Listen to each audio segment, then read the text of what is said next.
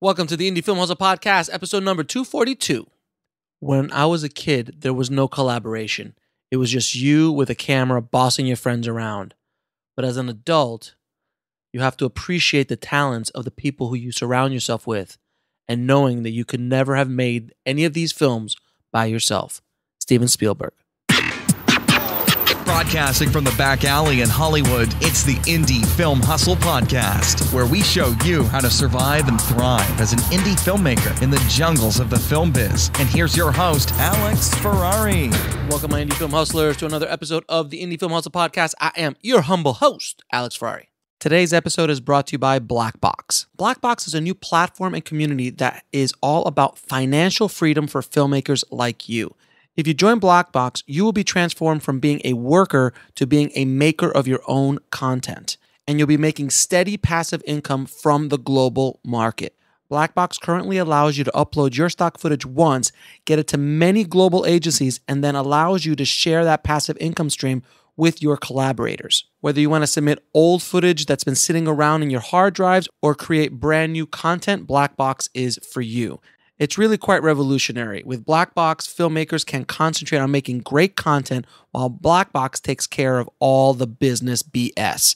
Just visit www.blackbox.global to find out more. Today's show is also sponsored by Studio Unknown. Studio Unknown is a crack team of audio post professionals known for quality sound on any indie budget. Whether you need a lush surround sound mix or a quick festival submission pass, Studio Unknown can help you with all of your post-sound needs, from sound design and mix to Foley, ADR, and even a custom score.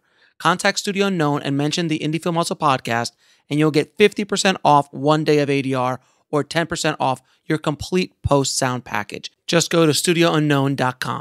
Today, guys, I have a treat for you. I'm going to do a two-part sneak preview of Suzanne Lyons' Indie Film Producing Masterclass, and I really wanted to share some of the amazing knowledge that she has in this course with you guys by giving you free lessons for you to hear.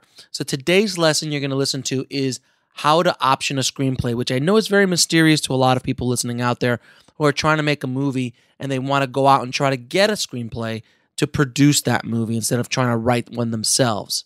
And Suzanne lays it all out for you guys. So at the end of the episode, I will give you a link to get access to the Indie Film Producing Masterclass. But until then, enjoy the sneak preview with Suzanne Lyons. So what we're going to do, what I did here, I'm going to bring this over here, Alex, so I don't have to keep moving about, is first things first, right? Like I said, what we're going to do is take one little piece at a time. We're going to option the screenplay. And what some of you are thinking already is, oh, Suzanne, I can't. It's my best friend.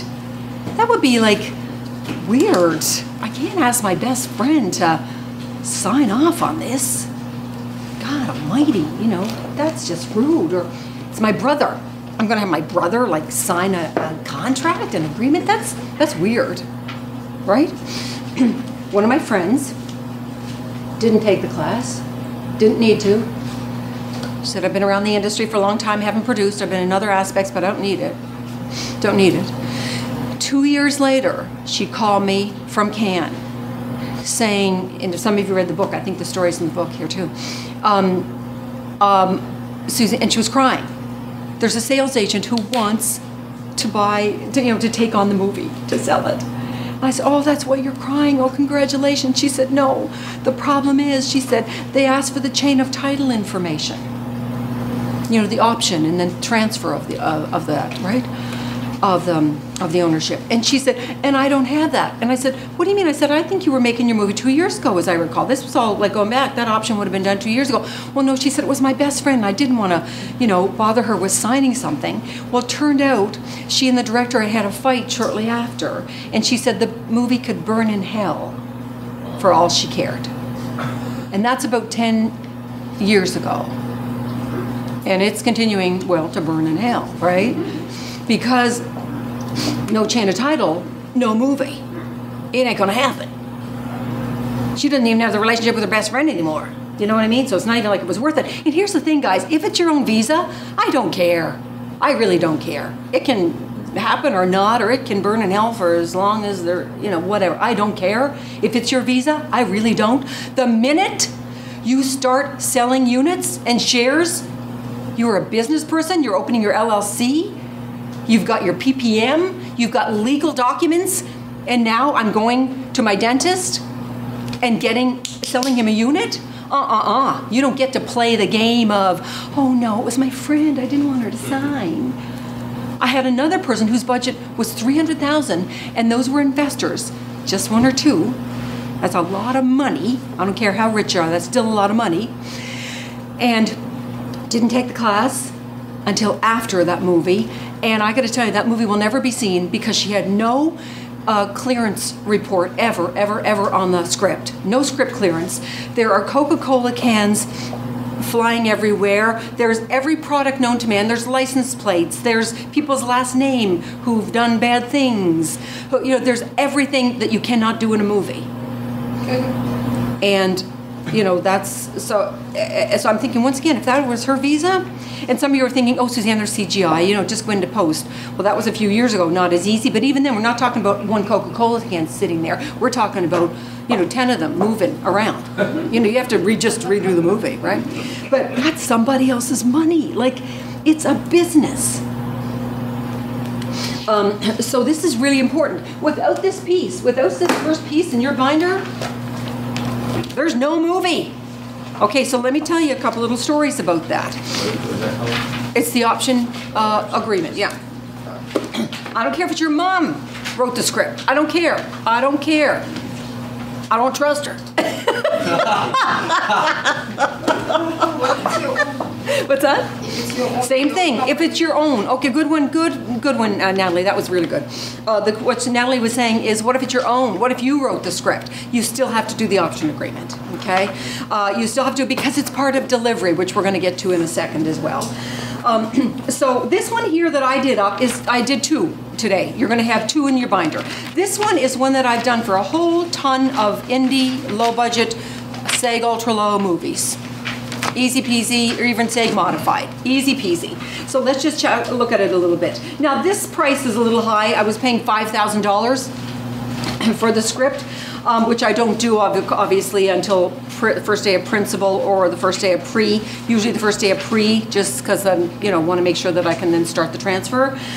But what I did is I even offered a couple of points, which was a lot of points. Ordinarily I wouldn't do that many points, because a lot of times, and you're saying, oh, Suzanne, you're being so mean and you're being so stingy. I'm not. I just want you to know I am the most generous person I know. I always stand in generosity, graciousness, and abundance when I'm doing agreements and when I'm doing my business plan. That's always where I stand. And Kate was the same. My partner was phenomenal. And in this respect. But what I'm saying is, a lot of the times you're dealing with new writers and new directors. So you're really giving them, a check for $200,000. Because this is going to be their chance to be on the screen or on the DVD or on the VOD or whatever, right? So I would not feel too badly. Where you want the money to go, guys, is on the screen.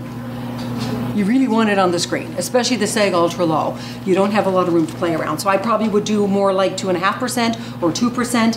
And, for the director, I'd maybe, like 2,500, and the writer probably 2,500 or whatever.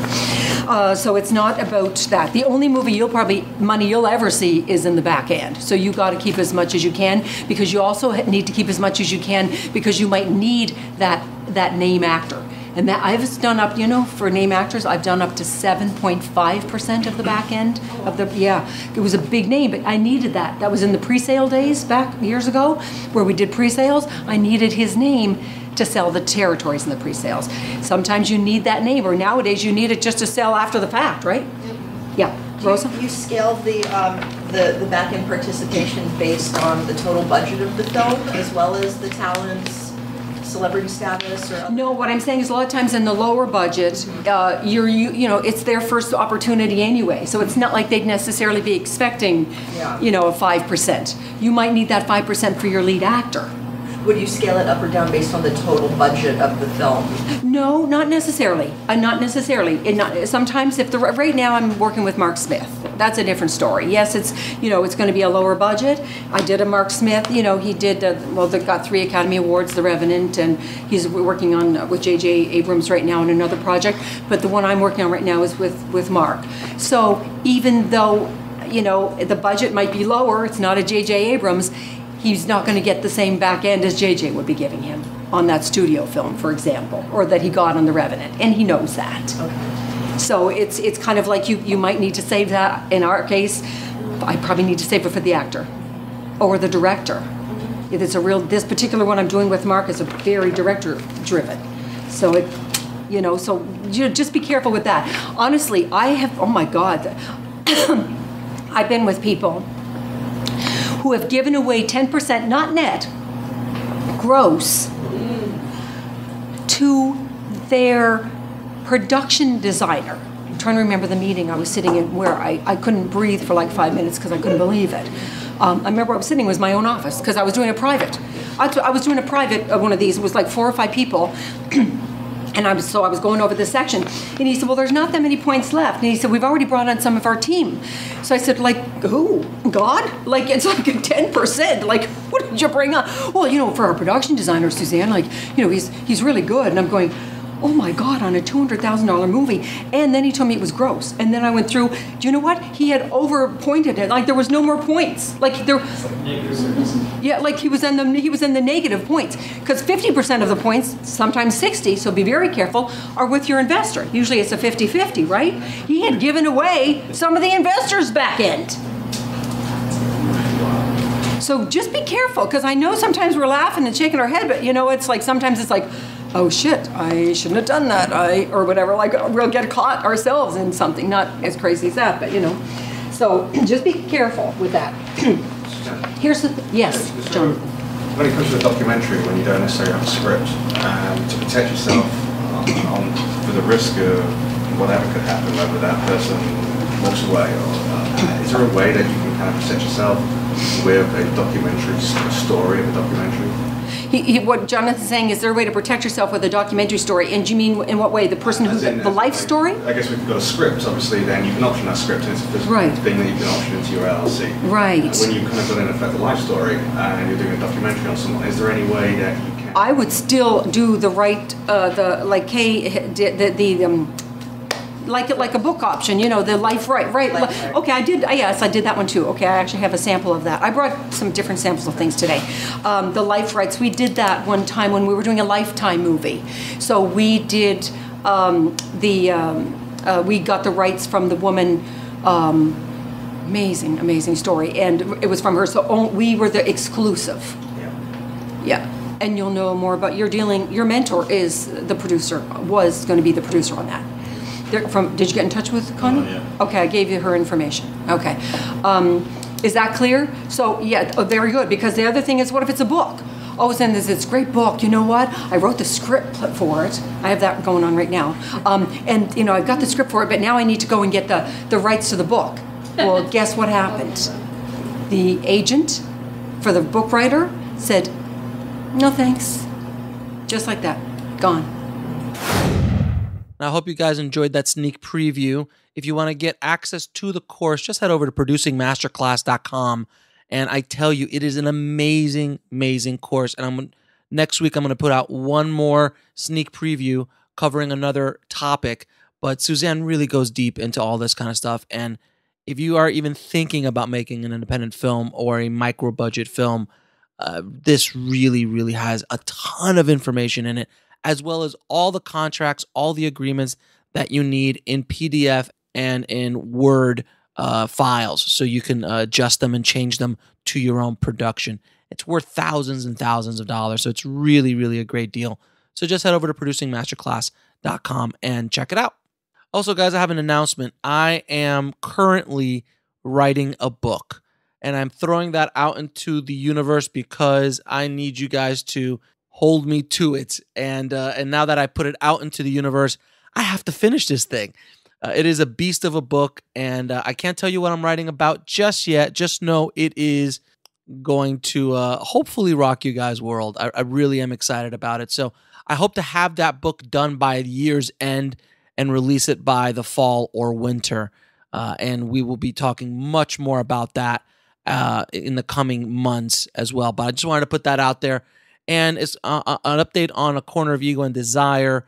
We have submitted to a few festivals. We are going down the festival circuit to see if we can get any attention from the festivals before we start releasing it, seeing if we can get any action on it, and just see what we could do with it. But there will be a new trailer coming out soon for that as well that I'll be working on over the next month or so you guys could see a little bit more of the movie, because I've been getting a ton of emails of like, where can we see it? When can we see it? I want to see it. I want to buy it.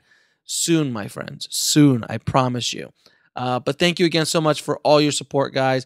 And don't forget to head over to filmmakingpodcast.com and sign up and subscribe to the podcast on iTunes and leave us a 5-star review. Please, it really does help out the podcast a lot. Thank you again so much. And as always, keep that hustle going. Keep that dream alive. And I'll talk to you soon. Thanks for listening to the Indie Film Hustle podcast at indiefilmhustle.com. That's INDIEFILMHUSTLE.com.